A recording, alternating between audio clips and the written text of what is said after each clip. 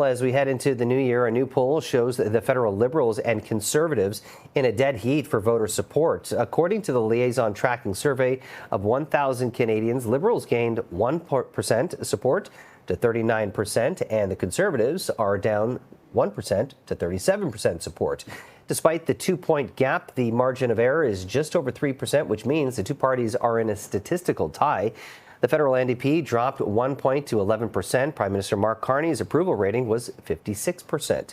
Joining us now with more on these numbers and what they say, let's bring in David Valentin, principal at Liaison Strategies.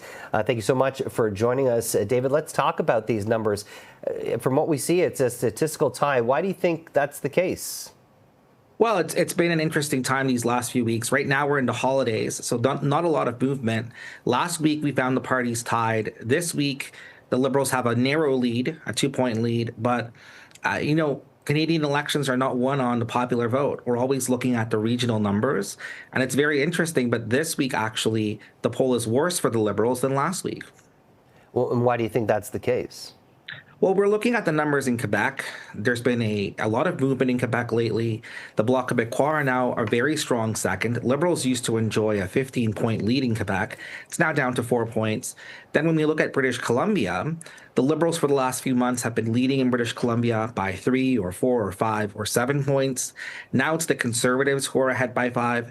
So even though the numbers look better for the Liberals here than last week, the numbers are actually more challenging because at the regional level, where the actual seats are won, the Conservatives are doing better with the vote that they've got. I'm curious to see how those numbers for the Conservatives might change, given the fact that, let's face it, it's been a tough year for their leader, losing his seat in the election, winning a seat in a by-election, but at the end of the day, he lost a very big lead heading into the federal election, and he's up for a leadership review in the next couple of weeks.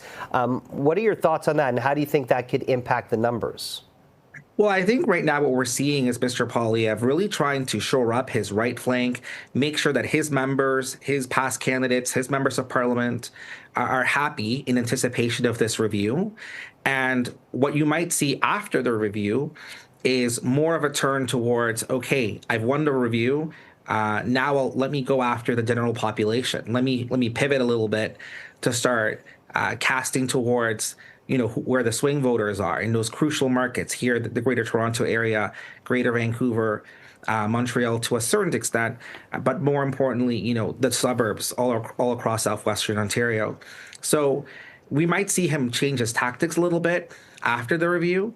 I think for now, he really has to do everything he can to shore up that support and hopefully get a very strong number out of it. I don't know that he would survive a number in the 70s, right? So he's looking for a strong result, 80% and above. Also looking at the Prime Minister's approval rating, 56%, which is, I guess, fairly good. But I'm curious where you think it's going now that we're getting closer towards a year of him being the Prime Minister, Mark Carney. But also the fact that there really hasn't been a whole lot of results, tangible results that Canadians can look to say that, this is what the Prime Minister has done, especially when it comes to a trade war and getting a deal done. Well, and this is the thing. The Prime Minister's approval rating, we've tracked it since the election campaign. If it continues the way it's going, he'll be underwater sooner rather than later. Every month, he seems to be gaining a point of disapproval and losing a point or two of approval. So if he continues along this way in 6 months or less, he'll be in negative territory. For now, it's a plus 16. That's down a whole point from last week where it was a plus 18.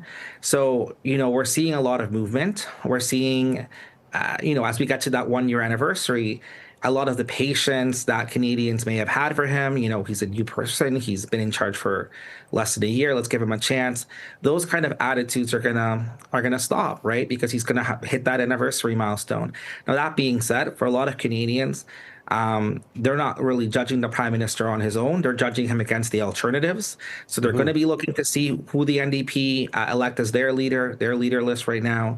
They're going to be looking to see if Mr. Poilievre can survive his review, if he's a viable contender for the next election.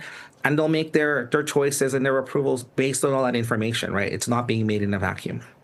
That's David Valentin, principal at Liaison Strategies. We appreciate the report. Thank you. Thank you for having me.